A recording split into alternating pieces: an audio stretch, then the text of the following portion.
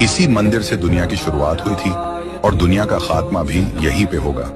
महाराष्ट्र के हरिश्चंद्रगढ़ में एक ऐसा मंदिर है जिसे रहस्यों की चाबी कहा जाता है, केदारेश्वर गुफा मंदिर। यहाँ एक विशाल शिवलिंग है जो हमेशा बर्फीले पानी में डूबा रहता है, लेकिन असली रहस्य ये नहीं है।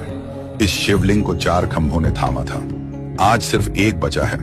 कहते हैं जैसे ही चौथा खंभा गिरेगा प्रलय का द्वार शुरू होगा।